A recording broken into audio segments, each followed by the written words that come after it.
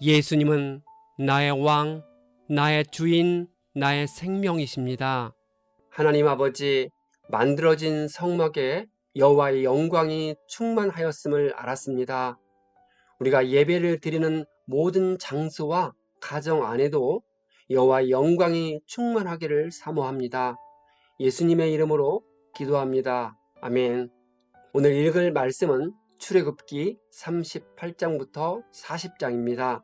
이 말씀의 핵심은 첫째, 부살렐이 번제단과 놋 물두멍과 성막 울타리를 만들었습니다. 둘째, 하나님이 모세에게 하신 명령을 따라 기술자들이 성소에서 입을 제사장의 정교한 옷을 만들었습니다.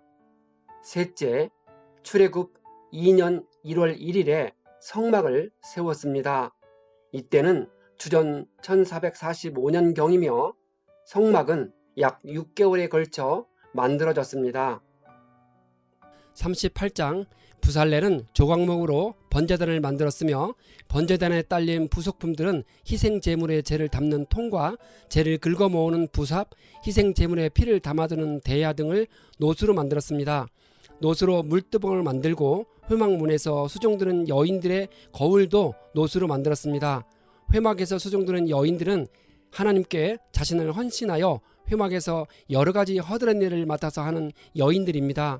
이들은 절기 때에 춤추고 노래하는 역할을 맡기도 했습니다.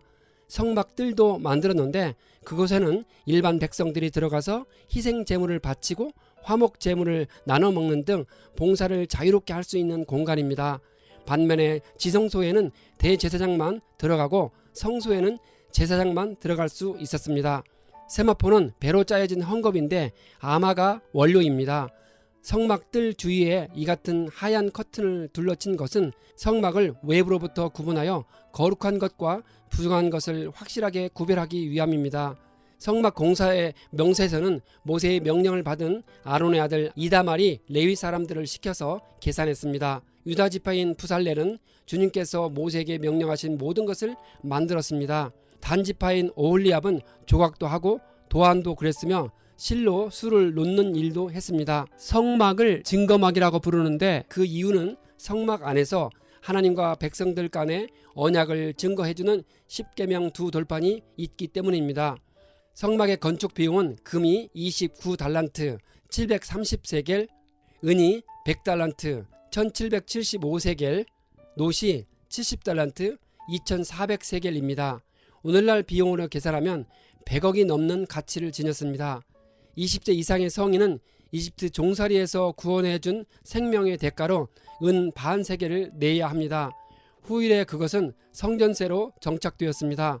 세겔은 성경시대의 무게와 화폐 단위로 1세겔은 11.42kg이었습니다. 은 1세겔은 노동자 4일치의 품삯이었습니다. 은 30세겔은 사람의 몸값이었습니다. 그렇다면 은 30세겔은 사람이 120일을 일하고 받을 수 있는 돈입니다. 요셉은 은 20개에 팔렸고 예수님은 은 30개에 팔렸습니다.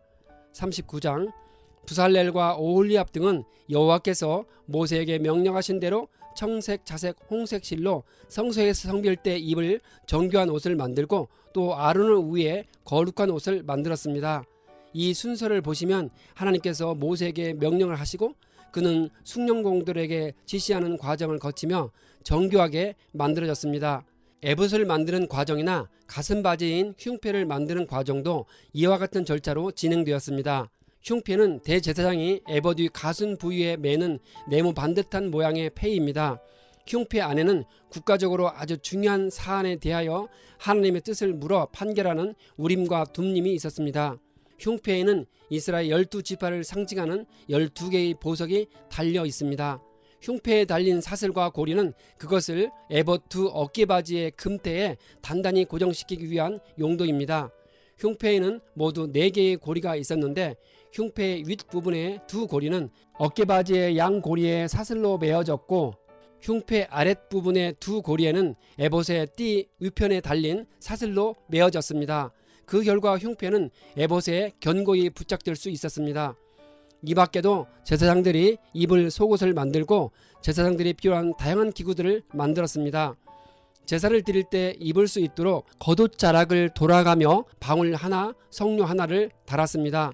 방울 소리는 대제사장으로 하여금 아주 진중하고 경외감을 갖게 했고, 그가 지성소에서 제사 임무를 계속 수행하고 있다는 것을 알려주는 역할을 했습니다. 이는 하나님이 모세에게 명하신 그대로 한 것입니다. 기술자들은 아론과 그의 아들들이 입을 속옷을 모시실로 정교하게 만들었습니다. 그들은 제사장의 가슴판에 붙이는 거룩한 패를 순금으로 만들고 여호와께 성결이라 새겨 넣었습니다. 성막에 대한 내용들이 반복되고 있어 다소 지루하게 느낄 수 있지만 그만큼 중요하기 때문에 강조하고 있는 것입니다. 성막에는 인류가 하나님께 나아가 구원을 얻는 생명의 진리가 포함되어 있습니다. 위대한 건축가 하나님은 마치 빛나는 보석처럼 성막의 요소요소에 놀라운 구원의 비밀을 숨겨 놓으셨습니다.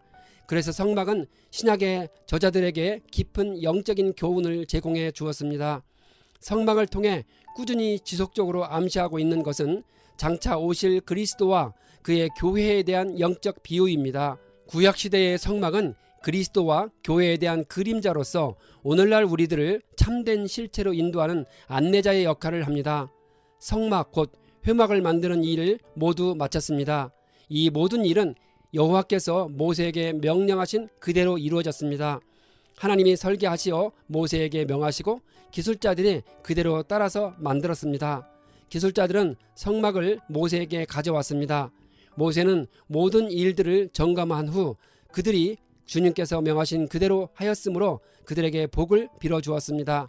40장 하나님은 모세에게 첫째 달 1일에 성막을 세우라 명하셨습니다. 이때는 이스라엘 백성이 이집트에서 나온 지 1년이 되던 시기였고 그들이 시내산에 도착한 지는 대략 10개월이 지난 때였습니다. 시내산에 도착한 후에 모세는 두 번에 걸쳐 40일 동안 시내산에 올라가 하나님께 율법을 받았고 또한 성막에 관한 여러 계시를 받았습니다. 하나님은 증거궤를 들여놓고 휘장으로 궤를 가리고 상을 들어놓고 그 위에 물품을 진설하고 등잔에 불을 켜라 하십니다. 관유를 성막과 모든 기구에 발라 거룩하게 하도록 지시하셨습니다. 모세는 아론과 그의 아들들을 회막 어귀로 데려다가 목욕을 시켰습니다. 그런 다음 아론에게 거룩한 옷을 입히고 제사장 직분을 수행하도록 했습니다. 그들의 머리에 기름을 붓고 대대로 영원히 제사장직을 맡게 했습니다. 이 모든 일도 하나님께서 모세에게 명령하신 그대로 하였습니다. 성막과 성막에 딸린 모든 기구들 및 제사장의 의복은 사람의 생각과 계획에 의해 되어진 일이 하나도 없고 처음부터 끝까지 100% 하나님이 모세에게 지시하신 그대로 건축되었습니다. 마침내 모세는 하나님의 지시대로 출애굽 후 2년 1월 1일에 성막을 세웠습니다. 모세가 성막과 제단 주위의 뜰에 포장을 치고 뜰 문에 휘장을 다는 것을 끝으로 모든 과정을 마치니 구름이 회막에 덮이고 여호와의 영광이 성막에 충만하였습니다. 이제부터 모세와 이스라엘 백성은 구름이 떠오르면 행진해서 나갔고 구름이 떠오르지 않을 때에는 떠오르는 날까지 멈췄습니다. 낮에는 구름 기둥으로 보호를 받고 밤에는 불이 구름 가운데 있어서 보호를 받았습니다. 성경에서 구름은 종종 하나님의 임재를 나타내는 상징으로 쓰였습니다. 여기서도 성막 완공 후에 구름이 성막 위를 온통 덮은 것은 하나님께서 성막에 임재하셨음을 가시적인 형태로 보여주는 것입니다. 따라서 성막에는 여호와의 영광이 충만했는데 그 결과 모세조차도 감히 들어갈 수 없었습니다. 이제 역사는 민수기로 이어지며 이집트를 나온 후 2년 2월 1일부터 시작합니다. 우리는 내일부터 거룩한 백성이 꼭 알아야 할 레위기 법전을 읽은 후 민수기를 읽으며 광야 훈련 여정을 따라갈 것입니다.